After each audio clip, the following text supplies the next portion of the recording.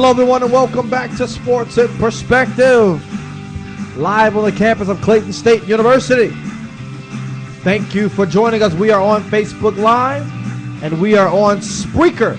That is SPREAKER.com. Search Sports in Perspective.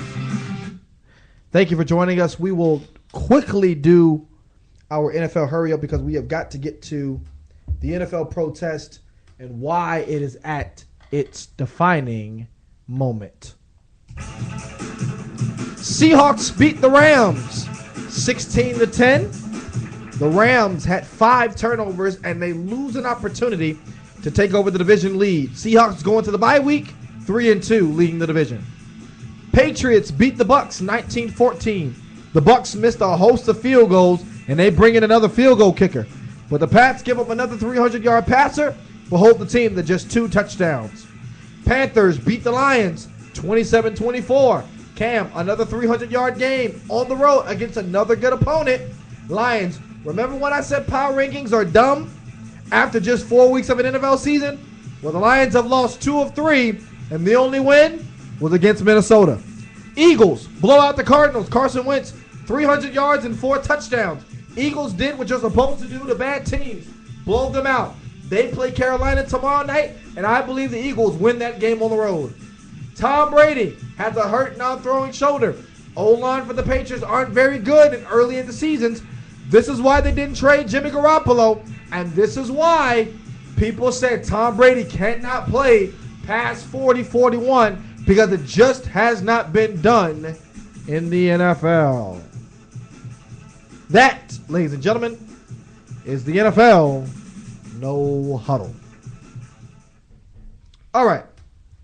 So these NFL protests, and Jerry Jones and the NFL owners have taken a stand against these NFL protests. And here is what I want to say about this. And this is what I want to say about the NFL protests. Number one, I come from a military background. I come from a military home. And my dad does not agree with the NFL protests. And I'm okay with that because I do. Because I believe you have to make people uncomfortable. You have to make people feel uncomfortable to get the message across. And as one writer said today, you got to go where the white folk at. You got to go where they're at. And it was I read somewhere where Colin Kaepernick talked to a Green Beret, and he said the best thing you can do is to kneel and not sit for the anthem. And so it is amazing to me how we just look over Philando Castile. We look over Trayvon Martin. We look over what happened in Ferguson. We look over these things, and we look over what has transpired in this country with police brutality. It is something that people don't want to talk about. It is something that makes people uncomfortable to talk about. You got Donald Trump saying, get that son of you know what off the field right now. He's fired. He's fired. When he talks to a group in Alabama. You got Ray Lewis when you asked him about, hey, are you kneeling? Are you protesting the flag? And Ray Lewis was like, no, there's a nuance. I'm kneeling in prayer. Then you get Mike Ditka to come out and say, well, I haven't heard of any oppression in the last 100 years. Just a dumb statement. Just dumb. Just a dumb statement. And so all of this controversy and all of this noise surrounding why players are protesting.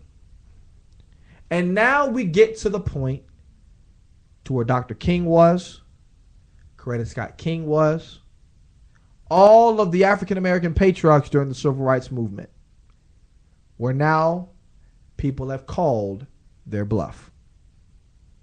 And the NFL has called the NFL players bluff. Okay, you want to protest? All right, we'll show you. Jerry Jones has already come out and say, if you protest, you can't play for me. Let me deal with that for a moment. He is within his right to do that. He is an employer, and he has the right to say, you cannot protest on my dime. But Jerry Jones, it's funny. There was a guy on your team named Greg Hardy, and I believe he was convicted of domestic violence in North Carolina. He was good enough to play on your team. There's a guy that was doing drugs and all kind of other stuff. Michael Irvin and all the stuff the Cowboys used to do back in the 90s.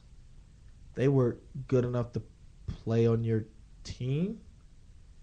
So a guy who protests peacefully about real issues in this country can't play for you. But guys who have done some of the most abominable things on planet Earth, they can play for you. I said this a couple of weeks ago and I'll say it again. The NFL is telling Black America, you can kill one another. You can steal from one another. You can drive drunk. You can commit domestic violence. You can do some of the most heinous crimes on planet Earth, and you can play in the NFL. But the moment you wake up and smell the roses, the moment you wake up and realize the social injustices and the racial inequalities that exist in this country, the moment you wake up or the moment you feel like you want to do something about it is the moment we can't have you play in the NFL. Why does Penn State still have a football team? Sponsors don't care about that kind of stuff. You're telling me sponsors are worried about peaceful protesting and they aren't worried about what took place in Penn State? Where a coach used a college, a federal funded facility for his child molestation acts. Where a brothel was held on the campus of Louisville on the first floor of the athletic building, and sponsors aren't afraid of that. They're not afraid of Ray Rice. They're not afraid of Dante Stallworth. They're not afraid of that. They're afraid of a man peaceful protesting, which is within his right. That's what they're afraid of. That should tell you something, Black America. That should tell you what sponsors really care about. That should tell you what these billionaires really care about. It's amazing to me that Penn State still gets their money, they're still on TV, and now they're considered a great program when they just had a man for the last 30 years commit child molestation on their campus. And sponsors don't bat an eye. NCAA gave the death penalty to SMU because they were paying players. But they didn't give the death penalty to Penn State, who had a monster on campus, who was a coach. He wasn't some booster. He was a coach for Joe Paterno. And reports have it, he's been doing that since the 70s. And that doesn't scare sponsors away. That doesn't scare sponsors away. But men coming together peacefully to let the world know we are sick of you ignoring Trayvon Martin, Philando Castile, Eric Gardner, Sandra Bland, Michael Bennett. We are sick of you ignoring these men and these women who have been either gunned down and killed or racially profiled for no apparent reason, and they were innocent. We're sick of you ignoring what took place in the 50s, the 40s, the 60s with the Jim Crow laws. We're sick of you ignoring the fact that racial injustice still exists in this country. We are sick of you ignoring us. Sick of you ignoring what has taken place for the last 70 to 100 years in this country. We're sick of you making excuses for why we can't have that job, why we can't be in the White House, why we can't be governor, why we can't be senator, why we can't do this and we can't do that. We're sick of the excuses you make. We're sick of being hunted like dogs. We're sick of every time the cops pull us over, we got to turn on our phone and record you because officers won't turn on their body cam. We are sick, and that's what they're standing for. That's what they're kneeling for. And sponsors are afraid of that. But they're not afraid of rapists, child molesters. ESPN suspended Jamel Hill. Not because she said something vulgar. Because she said, you know what, you should protest Jerry Jones. They suspended her for 2 weeks. Because she said, use your American right and don't financially support Jerry Jones. And they suspended her. Guarantee you, the Cowboys called ESPN and say, hey, we don't like that. We don't like that. We can't have that. We don't like that. You need to suspend her. We find that inappropriate. And he found her comments to be inappropriate. Cam Newton says what he says last week. I don't agree with it. I thought it was stupid. Thought it was dumb. But do I think he should have lost a sponsorship over it? No. Why? Because we got a president that says worse about Mexicans and women. And people defended him. And we don't think white privilege exists in this country? Think of what it took to fire Rick Pitino. Not the fact that he slept with another man's wife. Not the fact that he had no idea a brothel was being ran on campus.